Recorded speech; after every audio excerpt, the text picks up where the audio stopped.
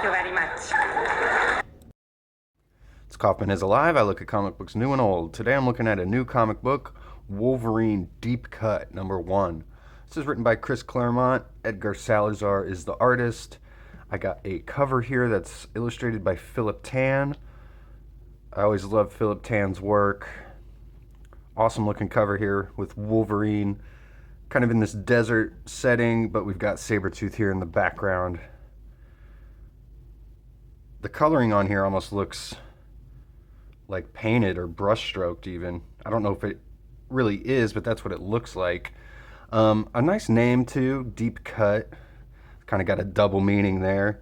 Obviously pertaining to the giant claws on Wolverine's hands there, but also this is a story taking place back in continuity. In our timeline, this would be taking place back in the 80s. I don't know when the X-Men necessarily consider this, but around issue like 227, 230 is what we find out this kind of takes place in. Some nice artwork in here by Edgar Salazar all throughout this book. Really good looking stuff. Most of this comic is just a fight between Sabretooth and Wolverine, so nothing to complain about there. Like I said, this whole book is basically just a fight scene, so that's cool. And this first page, nice opening splash page of Wolverine jumping down from the trees here, trying to get the jump on Sabretooth, I presume. But this first page kind of encapsulates how I feel about this entire comic book. Solid page, nothing wrong with it. Folks call me the Wolverine. They say I'm the best there is at what I do. So just very typical stuff here. Kind of almost generic in a sense. Of course, Claremont is the legendary X-Men writer who essentially reinvented the X-Men and brought them back to, prominence.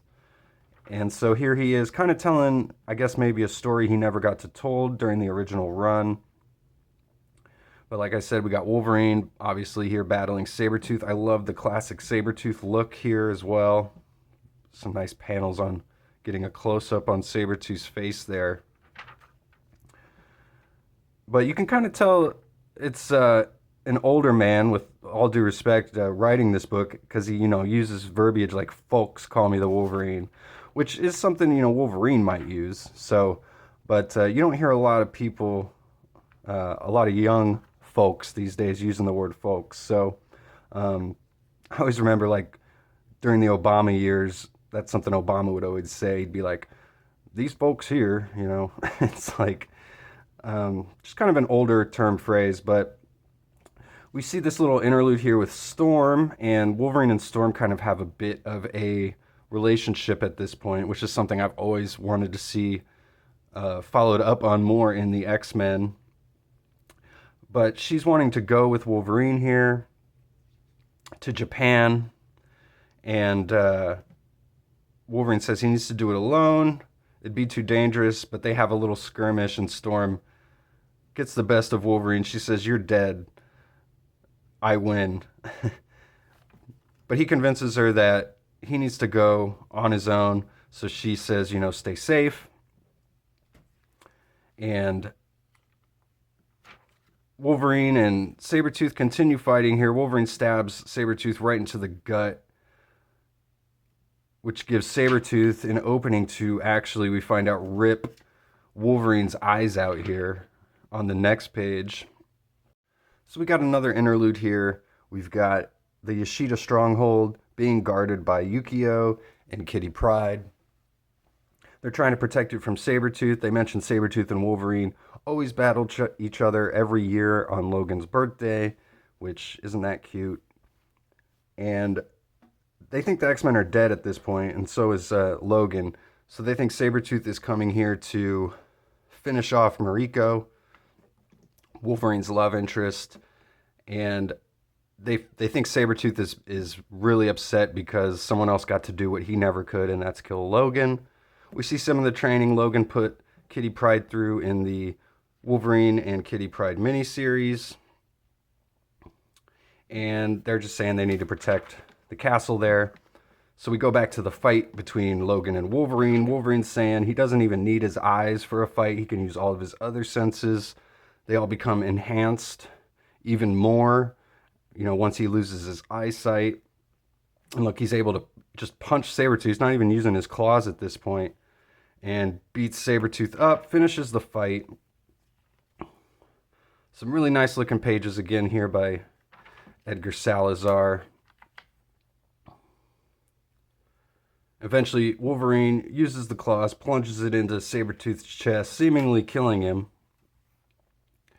But this is my one main gripe about this book is we find out this isn't the real Sabretooth, it's just a clone. We see the dismembered head here as the body's over here. And this is something Claremont, I've noticed, has liked to do a lot recently when he's kind of revisiting these characters, is he's always using Mr. Sinister kind of as the villain, and he's always got all these clones running around and stuff. So a bait and switch at the end after this really nice battle between Wolverine and Sabretooth, and we find out it's not even really Sabretooth. So kind of a disappointing ending. We get Wolverine vowing to go after Sinister here at the end of this, as he has this giant monologue, I guess just talking to himself, which is kind of weird, but they don't use thought bubbles anymore in comic books. I feel like maybe if this had been written in the 80s, we'd be seeing this done in thought bubbles or like a narration. But it says next is the Marauders, and we get cover for issue 2 here, also by Phillip. Kind of wish he was doing the interiors, but Edgar Salazar does a great job.